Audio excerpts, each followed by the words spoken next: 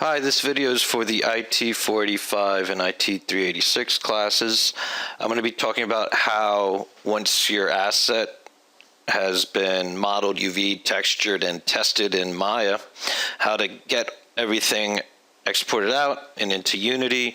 Talk a bit about how to put it together in the Wasteland Unity scene, how to build your materials, how to test in Unity to make sure your asset is ready to go for submission to the Unity store. And then Chris is going to do the next video on the whole process of creating your account in the Unity store, how to create these little icons, display images in Photoshop for your asset to be used in the Unity store, and how to actually clean up your Unity scene and then submit that to the Unity store. So first off, I'm at the point here where I created a diffuse and a normal map. I'll show you real quick.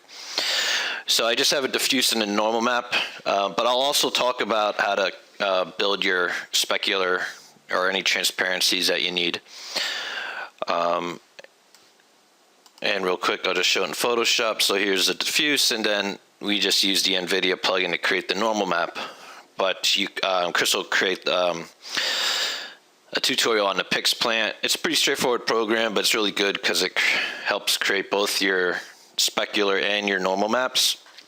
And again, these programs might get you 80% of the way there or something, but some of the features might not be accurate. Like the normal map might indent rather than extrude some features that you want. So you might have to actually cut and paste together a few normal maps in Photoshop and use the features that you like from different ones to get a normal map that you really like. And that also applies to the specular map. So anyway, I have my model with I created a blend to test out my diffuse, my normal, and you can also plug in specular color here if you have a spec map. So what I want to say with bump mapping real quick is make sure that when you plug it in, it's a tangent space normal here under the bump 2D node, and then you plug in your file in the file node. And you can usually jump back and forth here with these little buttons between the files and which are your textures and your material and the bump node and everything. So about specularity, you're just looking for an average look at your specularity. So, these controls about how strong your highlights are, how widespread they are across your object, and how just bright they are in general. You don't really have to play with them that much. You can turn off reflectivity if you want, because that specular control will be used in Unity when you build your material. This isn't going to really help you that much. It's just if it's too blown out or if it's too low, just modify it so you can at least see it a little bit. So you see as I kind of move around my camera around, you can see how the specular highlights kind of dance. I mean, obviously this faceted glass object is very eye-catching, but you can see the specular highlight now. It's up here, and you can see how it's moving around based on my normal map. So this is kind of how you test. First, you plug in one or the other. You plug in your normal map or your spec map and really move the camera around and take a look at how the light's bouncing around it and see if it's doing what it should. So over dried dirt or blood, you should have a muted specular highlight, and over polished metal, it should be really strong.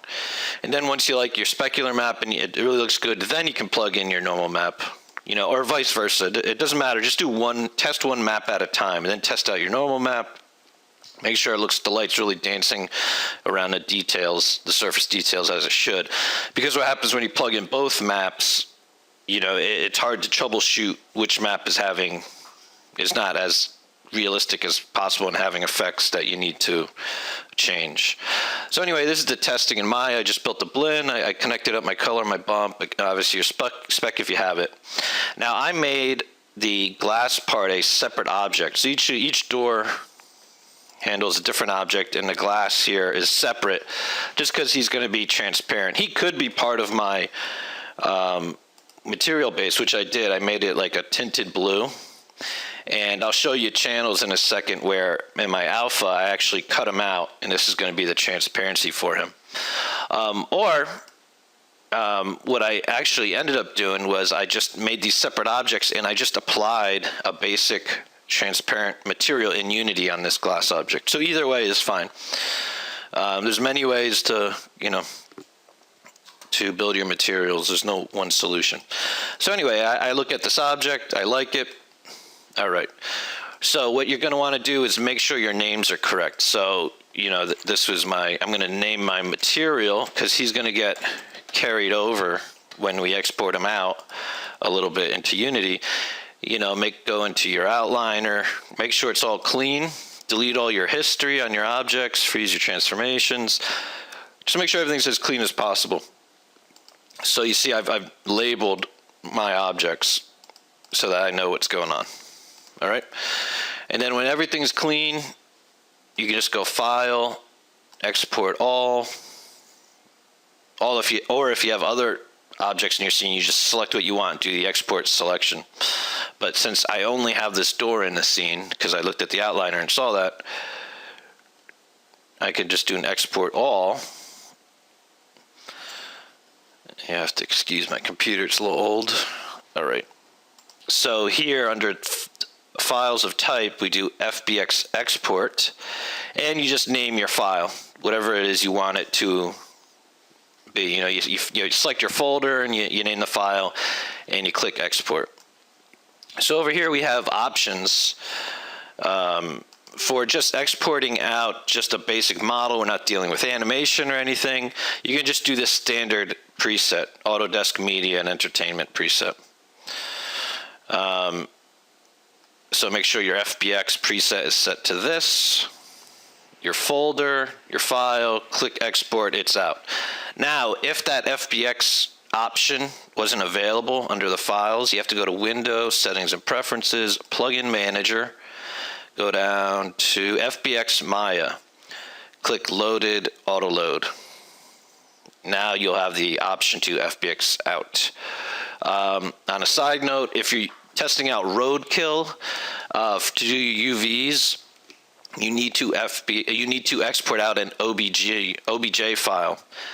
So if that's not showing up, then you come down here, OBJ export, make sure that's turned on. Then you can export out an OBJ and use roadkill. Also, Nick uploaded into the tech forum a cool UV plugin that really helped him out. So thanks, Nick, and check that out too. So I know UVs is a pain. Try all these tools, see which work. Usually they'll get a lot of the work done, but they'll mess up a little bit, and you have to clean it up. But at least it does a majority of the work. So anyway, I like my object. I look around it in Maya. I like what I see. I export it out. Okay. And also, from Photoshop, get out your diffuse and then your spec and your normal if you're using PixPlan or whatever. So what I wanted to talk about was alphas here. So if you have a specular map, there's two things here. I'm going to talk about specularity and transparency. Both are dealt with this alpha channel on your diffuse map. So usually what's going to happen is you're going to kick out some type of spec map that's coming out of PixPlan or whatever program, or you're building it by hand. It's just a black and white scale of values, black being not specular and white being highly specular. So what happens is, if I delete this for a second, I'll delete my alpha channel. Usually you'll have this. You'll have some layers built up maybe, or maybe you collapsed them and saved them out as another file, and you just have one layer like this. But in the channels, we have RGB, and now we can add an alpha channel, RGBA.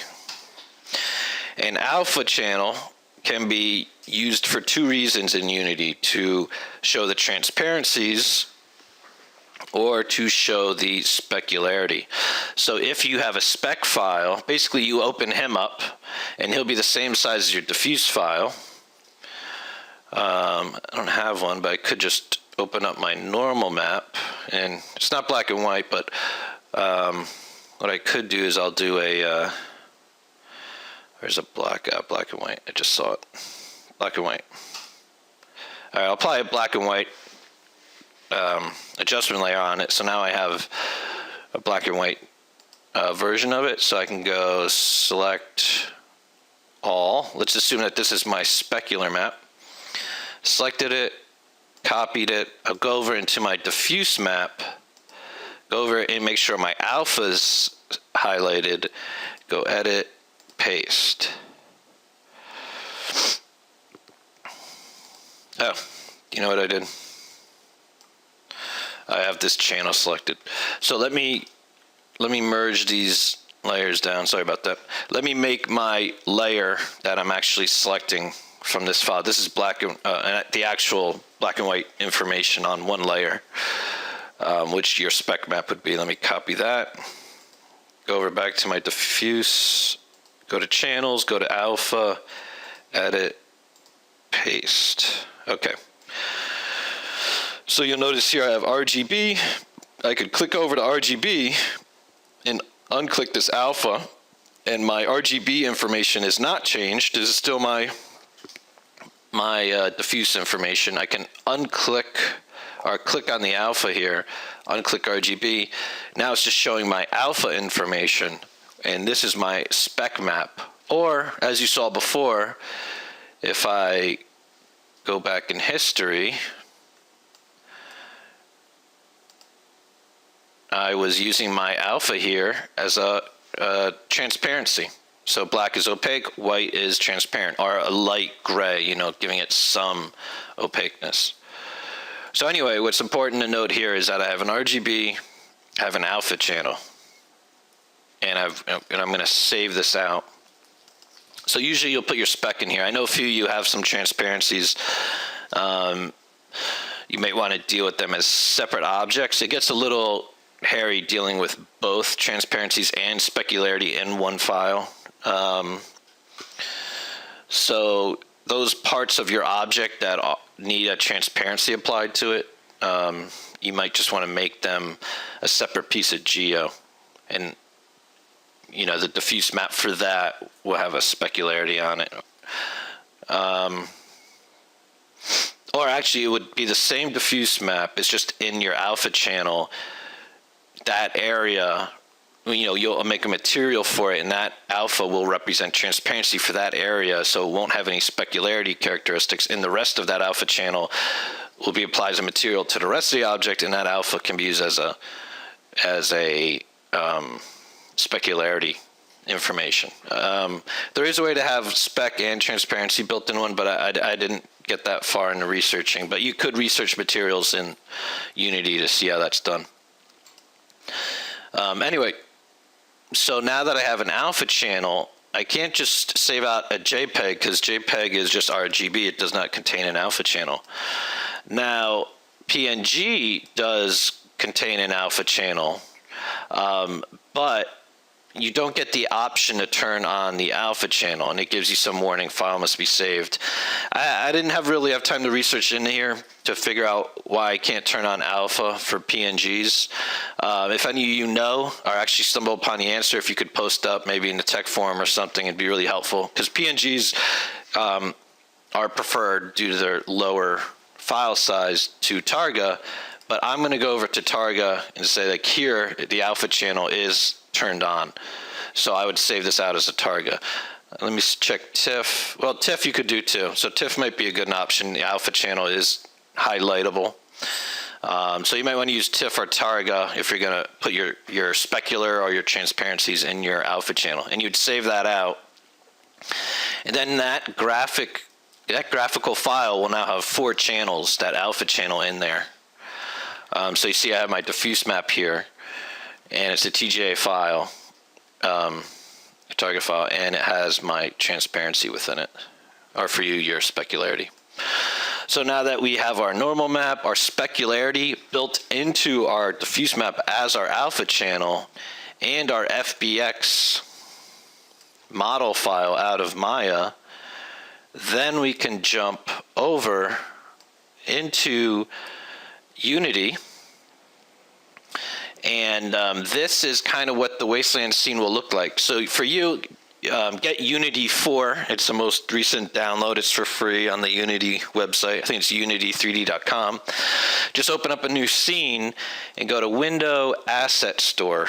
And then this is the asset store that'll come up. And just search over here in Wasteland 2. You'll see all these props that are for sale that people have made. A quick note, Chris is going to walk you through how to get your stuff up on Wasteland on the Unity store. I would recommend posting your stuff up for free, or at the most like $2, maybe $5, depending on.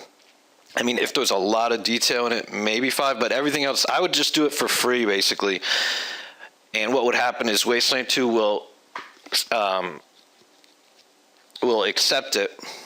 You'll get your badge, and then you can change the price later. I'm going to have Chris confirm that we can change the price later because he already has assets up in the store. But it basically, you're not going to make money from Wasteland. It's going to be $2, it's going to be $5, whatever. You might as well just give it a low price or for free. Just make sure you can change the price later. And what happens is Wasteland 2 will accept it. You'll get like this badge on this asset, and also on your Unity Store user account that you're an approved Wasteland 2 asset. And that's a big deal. That'll really raise your reputation in the store for this asset and for you as the user in the store. And then you would change your price and raise it up to what you feel is appropriate for the amount of quality of the asset. And then the trick is to try and get like multiple mass people buying it, and that's where like $2 or $5, over and over again, make you some money. But don't, overcharge to Wasteland 2. It's not the point. Is you want to get that badge from them that says, well, first off, you want it in game, for your demo reel and your resume, and then you want that badge in the Unity Store, like here, as seen in Wasteland 2. This is the badge. All right. So anyway, don't overprice it. I'll have Chris look into it, or if someone else can look into it, that you're allowed to change your price at any point, but you should be. So just price really low, get it in Wasteland, and then price it up. So anyway, in the asset store, type in Wasteland 2 in the search panel. Here's the Wasteland 2 Asset Starter Pack. So you open that up and you just click import, and it'll open it up. It'll download it and open it up in Unity, and this is what you'll get. So you move around basically in Unity, same with Maya. Hold down the Alt key using the left middle mouse button. So basically you have two lights providing you with some interesting lighting information. You got a blue light over here, orangish light over here. You got a silhouette of a man to give you a scale. You got this big platform and this box here that you can use for scaling information, or you can apply your materials onto it to see how they would be applied to a cube. And then you have this camera way up here, and this will give you the viewpoint. So I can click on the game camera, and this will give you the general view from in the scene of the camera that will be in Wasteland 2. And I can even click play to run the game.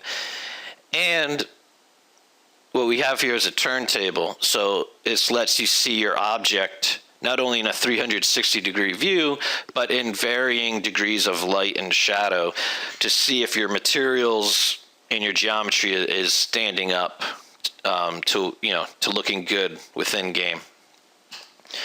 So let me talk a bit about Unity for those of you who might not know. So this is the project view. Basically, this is all the files that are available to you within your project. This is the inspector. I'll get to this in a second, but this gives you access to the properties of whatever you're clicking on. This is your view. So your scene view allows you to move around, like in Maya. The game view pops into the camera that's designated for the game view, and you click play to jump in the game, just like you saw. Then over here is a hierarchy. This is the actual assets that are in this scene. So this scene is like a game level, and these are all your assets. So you got your spotlights, you got the game camera. Here's the view of it. You have this turntable, this big platform, and with underneath it you have the character, and your asset goes here. This is where you place your asset. Chris will go over the naming conventions. You're basically going to rename your textures, and you're going to rename your your FBX file, and you're going to rename your material as you build it to be appropriate to their naming conventions. So this turntable has an animation on it, which you saw it turn 360 as you click play.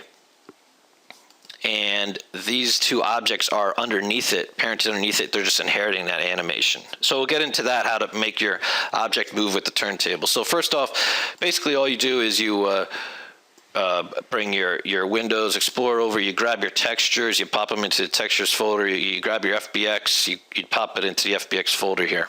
You just drag and drop it, and that will place it in your project. Okay, so it's not in the game view yet. So here's my blast door, FBX, and here's my textures, my normal map, and I was testing out a few different type of diffuse with different stuff in their alpha channel.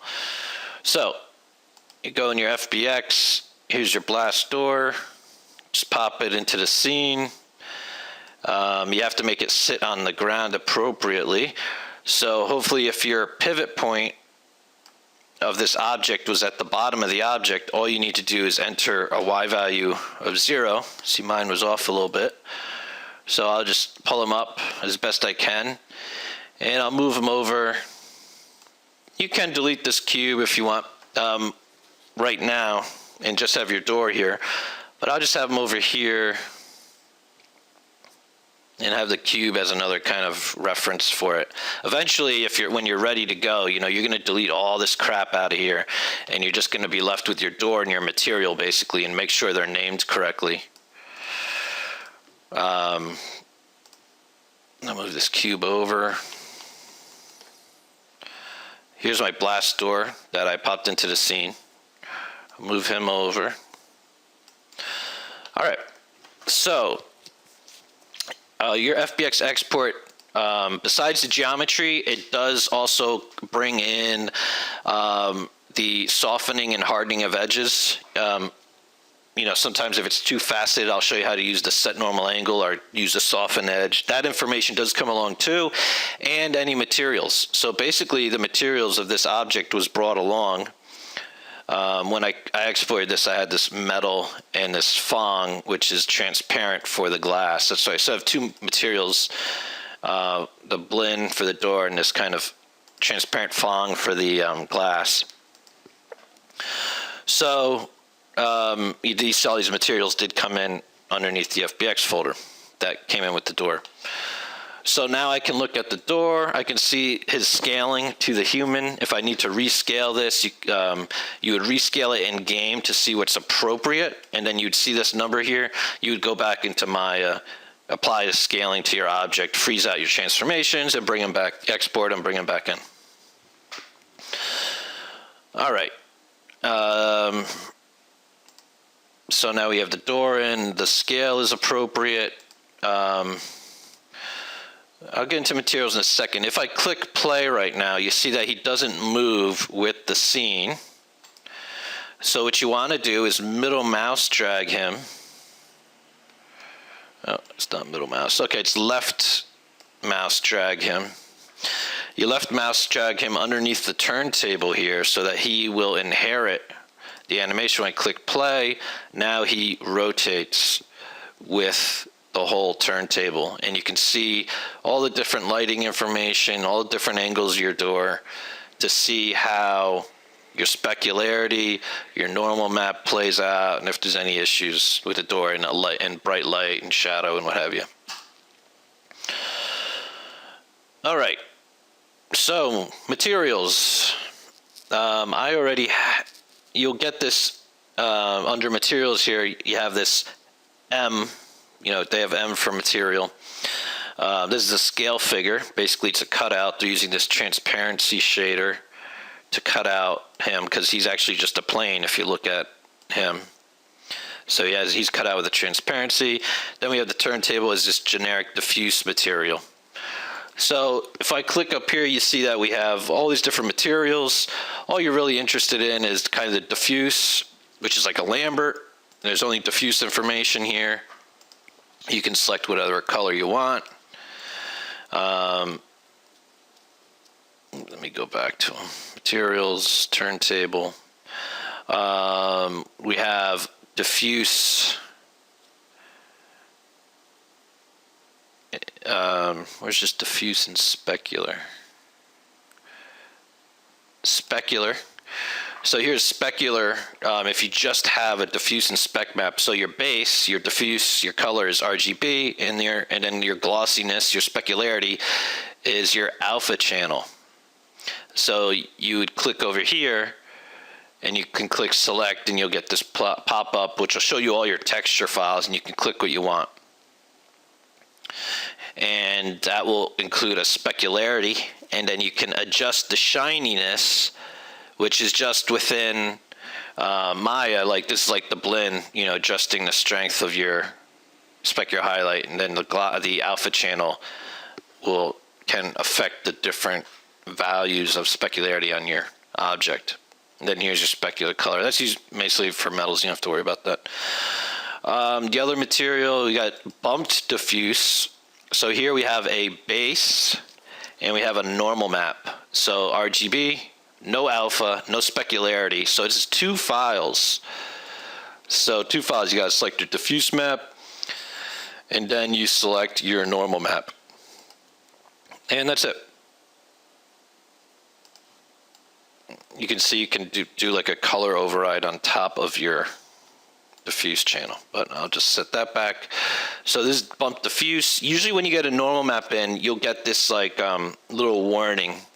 Like my normal map's already in, so it doesn't say anything, but usually it'll say like, oh, this normal map hasn't been normalized, or hasn't been whatever. It says click, apply to normalize it, and then your normal map will be fine, it'll be applicable, and then you can use it. It's just this additional step you have to do in dealing with normal maps. Usually you'll click like apply, and then your normal map will work correctly.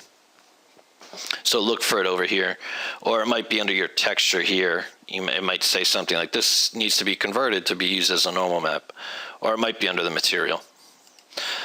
So then bump specular, what most of you will be using. So we have base, RGB, gloss A.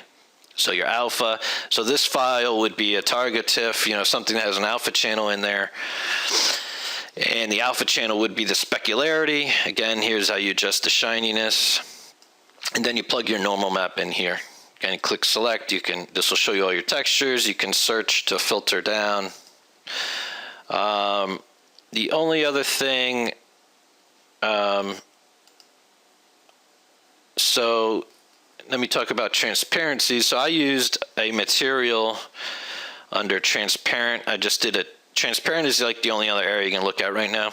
So basically underneath transparent, you have the same kind of stuff. Diffuse, specular, bump, diffuse, bump, specular. And cutouts has a little different use. You might use that also. Again, just Google like help. There's a whole section on Unity for materials that you can go through all these. So transparent, diffuse. So what this was for my glass on my door, basically all it is you have a color value. You can see it's just adjusting the tint of the window, and it's basically just fully transparent. But you could plug in a material here, and as the alpha would be the transparency, so it could be semi-transparent. And basically a window, usually it has a little color value. It might be very slight blue sometimes. Again, this is how I dealt with it. I just have this information was carried over with the FBX export out of Maya, and it just applied it here. So let's deal with my material. So basically I'm doing a bump specular. I'm selecting my diffuse material, selecting my normal map. Again, a warning might pop up, just click fix or apply. And now that I have my material built, I can drag it onto the door. And again, I would drag it onto this glass if I was using it. But you see that it's this shader does not have a transparency, so it's making it opaque. So I don't want to use that material on this glass.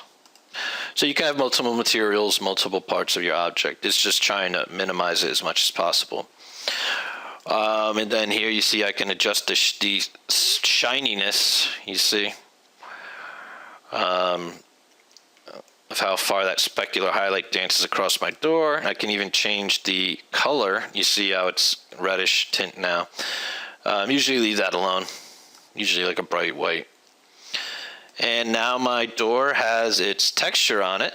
You see as I move the camera around, you see light dancing around my normal map, creating this surface detail. I don't actually have a specular, even though this has an alpha channel. I actually didn't make a specular map for this, but you would see it too, a little bit more information, because you would have a specular map on this. So now I can click play. Here's the door. It's a little, let me change the material of the turntable. Just back to a diffuse. None. All right. So here you see the door, an appropriate size to the human, and you can see in all the different lights and shadows how it will look. So you can see the bevel of the glass at certain angles, but certain angles it's kind of really flat, and I can't even tell that that's glass. So I might like darken it up a bit. Let's see if you can tell that it's an actual object. It's actual glass, not invisible. So it's a little better. I would just continue playing with this color and try and make it a little bit more interesting, or maybe apply a texture to it to have a maybe it's like cracked, or there's bars in it or whatever. But anyway, that's how you can fine tune stuff. So right now I'm at the point where I'm happy with my textures, I'm happy with my model. All I'm doing is fine tuning the actual material properties in Unity. And that's everything in a nutshell. You're going to rename your assets in here, because you say they have S here, M for materials. So we'll go into all this with Chris's video and how to clean up your naming. And then when you're ready for actually, getting this stuff ready to put up into the store, you'll delete all this crap here, and you'll just have like folders right underneath assets or environment or contractors or something, and then get rid of all the other crap in the scene. Thanks.